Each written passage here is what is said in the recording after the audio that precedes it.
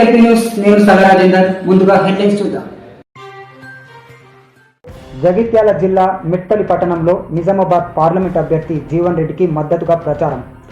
Congress party Nizamabad parliament అభ్యర్థి MLC Jeevan రెడ్డిని ఎన్నికల్లో ఎంపీగా గెలిపించాలని, కాంగ్రెస్ పార్టీతోనే దేశం రాష్ట్రం అభివృద్ధి చెందుతుందని రాష్ట్ర కాంగ్రెస్ సీనియర్ నాయకులు మాజీ కౌన్సిలర్ మహమ్మద్ షాకీర్ సిద్దికీ అన్నారు. శుక్రవారం జీవన్ రెడ్డికి మద్దతుగా పట్టణంలోని పద్మానగర్లో ప్రచారం నిర్వహించారు. ఈ కార్యక్రమంలో జోగా గంగాధర్, చందు, లక్ష్మి, అజ్మీరా తదితరులు పాల్గొన్నారు.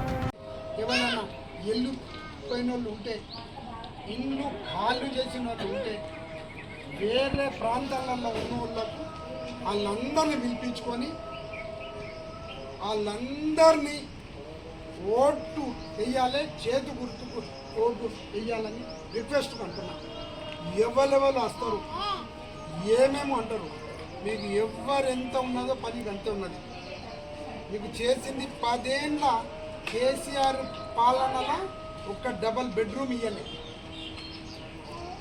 ఇంద్రమ్మ ఇల్లు ఇక్కడ ఎన్ని ఇచ్చినా మీ షాకి మీ అందరికి ఏర్పాటు. ఈ స్తంభాలు ఇలా రాకుంటే భుజాల మీద ఎత్తుగా చేపించినాం. అజ్మీర్ అక్క ఇల్లు, జుబేదమ్మ ఇంట్లో ఒక 15 ఫీట్ల పొంద ఉండే, ఆగుతే కత్తుండే, కప్పు. ఆ కప్పు కొరకు పందులని పార్కుండే